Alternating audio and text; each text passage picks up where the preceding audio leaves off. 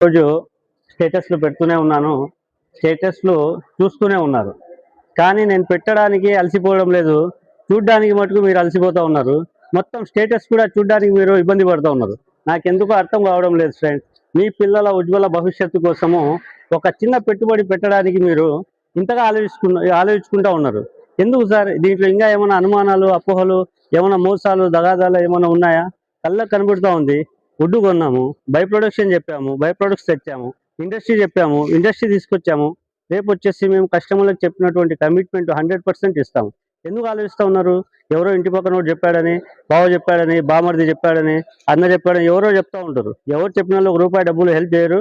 రండి, చూడండి, మీ పిల్లల భవిష్యత్తు కోసము, ఉజ్వలమైనటువంటి భవిష్యత్తు కోసము పెట్టుబడి పెట్టుకోండి. ఇప్పుడు కాకుంటే ఇంకెప్పుడు అండి? ఇంకా ఆలోచించుకుంటూ ఉంటారా? వెనకమాలని తిరిగి చూస్తే వయసు అయిపోతూ ఉంది. ఇప్పుడన్నా మంచి పెట్టుబడి పెట్టుకొని మీ పిల్లలకు ఒక ఆర్థిక భరోసా ఇవ్వండి. Join NSP, grow rich. మీరు కొనకపోయినా ప్లాట్ లాగవు, ప్రొడక్షన్ లాగదు, కంపెనీ ఆగదు.